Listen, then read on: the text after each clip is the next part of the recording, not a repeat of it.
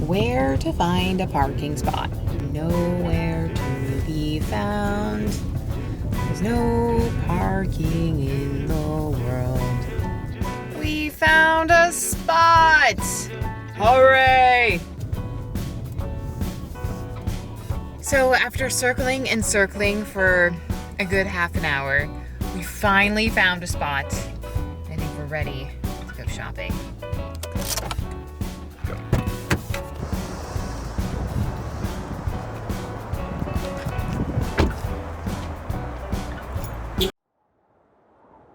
As a kid, Christmas was indeed the most wonderful time of the year. As an adult, well, it's more like the most stressful time of the year. You've got to shop for your immediate family and your friends and your coworkers. And don't forget about that white elephant party. Oh, and the gift for the person whose house you got invited to from your second cousin twice removed, but you've never really met them, so wine? And so getting into the spirit can sometimes feel like getting into a whole lot of debt. And don't let that word sale fool you one bit, because it's often the thing that you really want the most that has a jolly old saint price tag to go right along with it. Plus, it's hard to find the perfect gift when you're under pressure and you have to fight for a parking spot, and then you have to stand on a line of 30 people while you're aimlessly scrolling through Amazon trying to find a better price on that same gift. And if I have to hear that damn Mariah Carey song one more time, so I asked myself this year, would the people I love really want me to go through this stress? Does the perfect gift have to come wrapped in a bow with a gift receipt and a note that says, "I hope this fits"? Or is there another way around all this hustle and bustle of the season? You know, when you get to the point where you're like, I literally just need to get home because I am so freaking tired of shopping, I say let's do that. All right, let's talk gifting. Gifting. One of the things that stresses me out more than anything during the holidays is getting the perfect gift for your friends and family. This year, I've kind of got 3 things that are steering my direction in terms of what I want to give them. First is financial burden. Gifting can be so expensive, especially when you're trying to gift everybody, your coworkers, your friends, your families, blah, blah, blah, your neighbors, everyone. So I am trying to keep within a budget this year. My goal is to pay off my student loans early next year.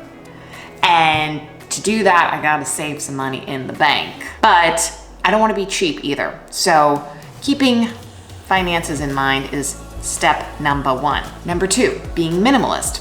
Over the past year, Jasper and I have adopted this minimalist mentality on everything from our digital life to our home, etc. So same thing is going to apply to gifting this year. How do we maintain this sense of minimalism, giving less, but still showing that we love people? Number 3 is perspective. So this is very personal, but this can also apply to a lot of different situations. Perspective in the sense that the last few months have been a struggle for me. It's been really tough. Losing my dad, going through the stress of being there for my family, also feeling so far away from them, living here in California, all of them are in New York. It's been a lot. And dealing with that has made me realize that gifts really just, the physical objects just don't really matter that much.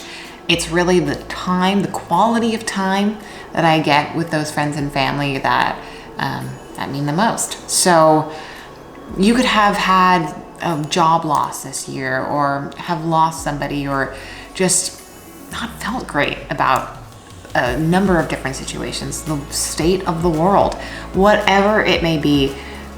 Think about what really matters in your life and how can you get that across in the form of a gift? What is it that you could do to show somebody how much you love them? So gifting for 2019. why not tap into your creative brain? Yes, you all have one out there. You don't have to be freaking Vincent van Gogh. Don't have to do a self-portrait. Just think a little bit outside the proverbial gift box. And so I'm gonna show you what I'm doing this year for all of my family and friends back home.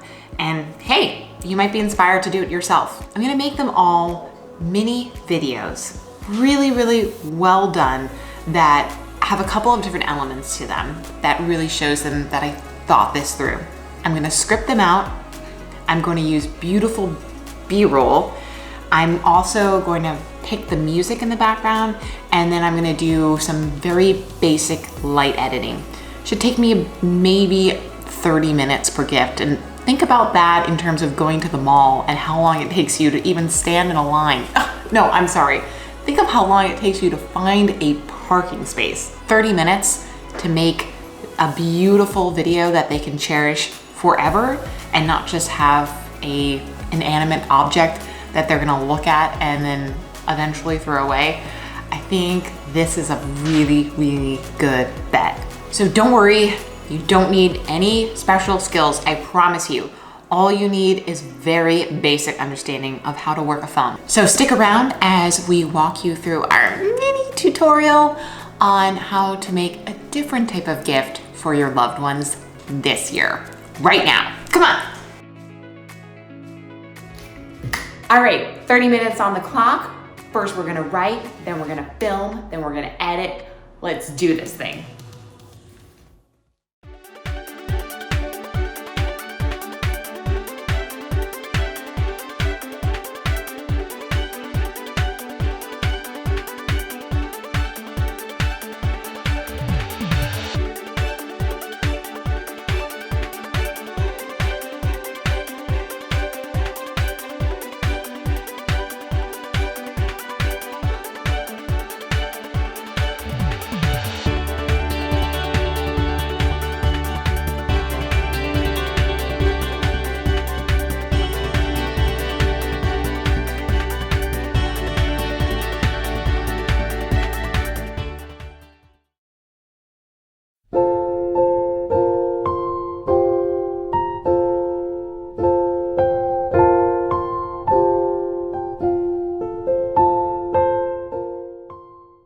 Hi Mom, it is so hard being away from you this Christmas, especially given everything that we've gone through together as a family. But rather than go on about the struggles that we faced this year, I wanted to take a couple of minutes to remind you of some of the wonderful times we also shared. And I am so grateful for every single moment I got to spend with you this year. Remember when Megan and I surprised you at your office on Mother's Day? Or when us girls went to get coffee together at the Spot during Mother's Day weekend in Lake George? How about the time I drove all the way from Montreal to Lake George just to grab lunch with you? And then there was a time that we spent a really nice warm summer beach day at Long Beach, and we got breakfast in the morning, and it was just such a beautiful day. And of course, who could forget going into the city, getting drinks at Rockefeller Center, and then going to see Beetlejuice on Broadway, which was so freaking fantastic. I loved every minute of that. Of course, the second half of the year brought the unthinkable. And I know Christmas is never going to be the same again without Dad, but know that he's watching over all of us, and he brought you, me, and Megan so much closer together this year. I'm so grateful for both of you, and Mom, I couldn't have gotten through this year without you. I love you, and Merry Christmas, and make sure to give Marty a big kiss for me.